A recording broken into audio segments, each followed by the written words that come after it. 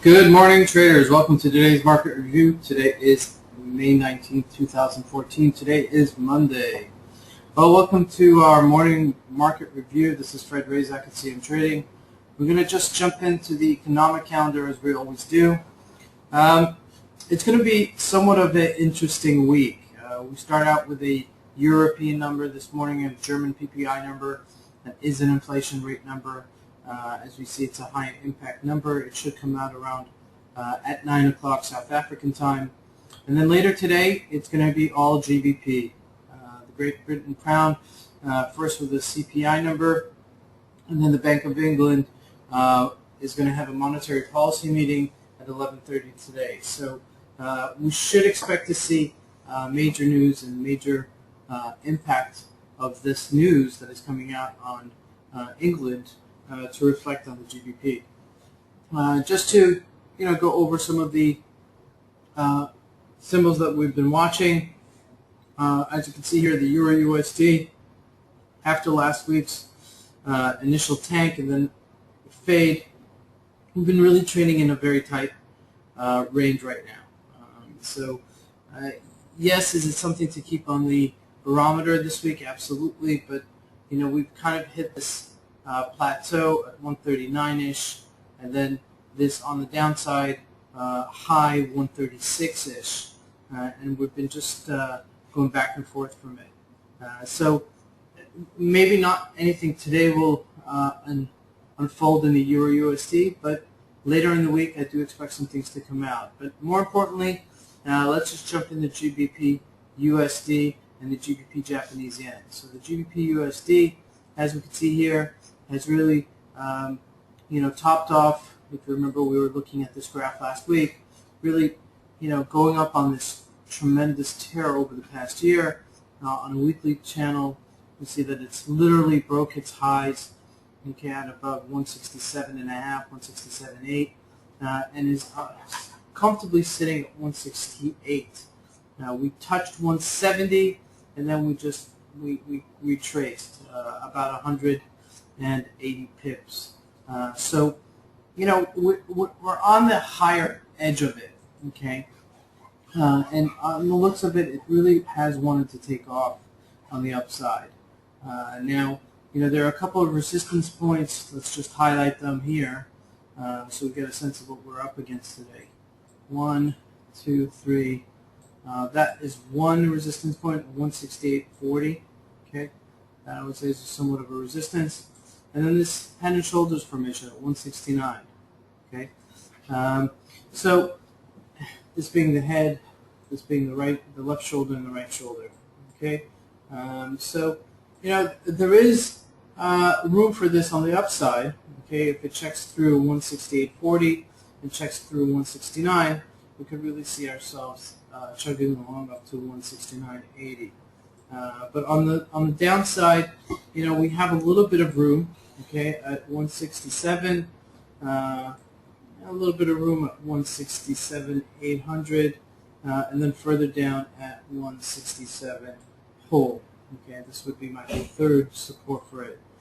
So depending on how it's going to react to the news today, you could use these pivot points as possible entry points. If we take a nice spike up and it doesn't look like it's going to go further at 169, you can maybe short it a little bit on this downside, or buy it in anticipation that it's going to bounce right back. But you really have to be on ball.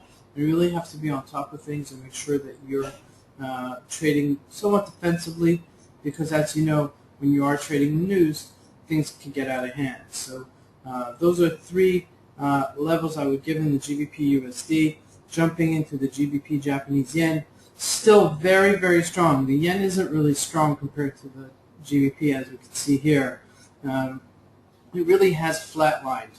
We've gotten to this area at 168, 167.90, and then 174, and we've been trading almost like the GBP USD.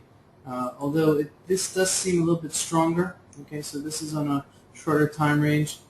So if you're buying it, if you anticipate the number to be good and you want to go in with the number, you could look to enter it at these levels. Maybe put a stop loss a little bit below it at 169.50, It does have room to go on the upside, but just realize, this thing has had so much resistance on the upside. 1, 2, 3, 4, 5. So it continuously doesn't want to break this 173 level, but ultimately, unless there's specific and consistent momentum, it really could, because it has that, and has had that momentum over the past year. So again, this would be another potential trade for today on the GBP Japanese yen, and just jumping into the USD Japanese yen also. Trading really, if you look at this, it's on its support. Okay, you can see it right here. It's almost a straight line.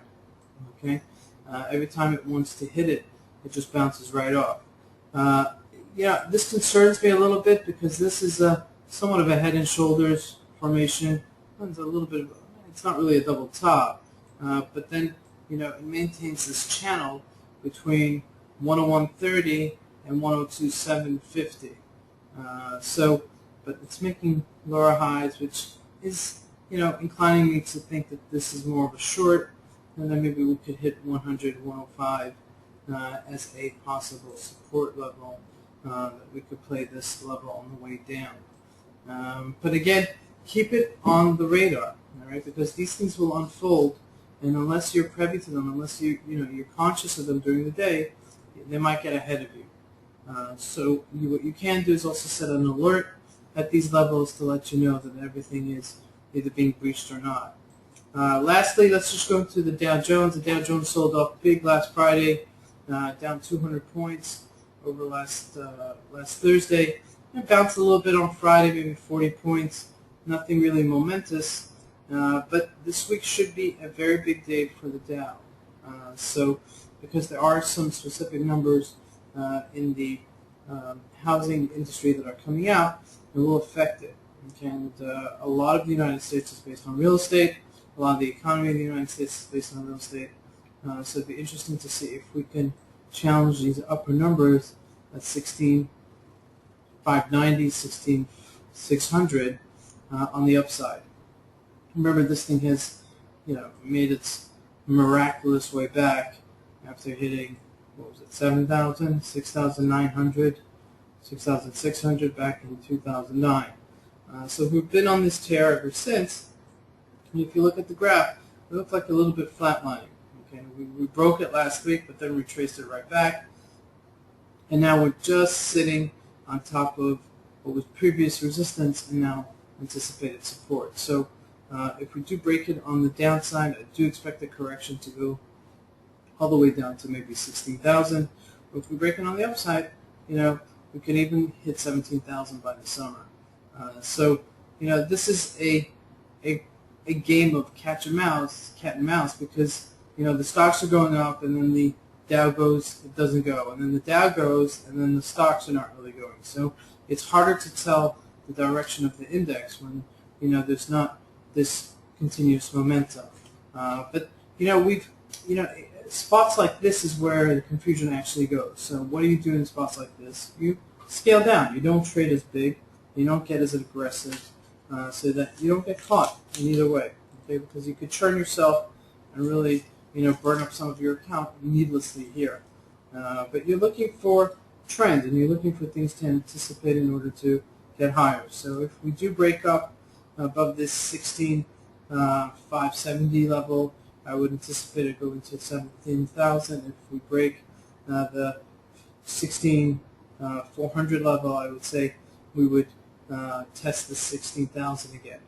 But you've got to be in it to win it. So even if you're trading a little bit small initially, get yourself with your feet wet, and then once you see something that's working your way, you can get a lot more aggressive. All right, this is Razak at CMTrading. Have a great trading day, guys. Thanks.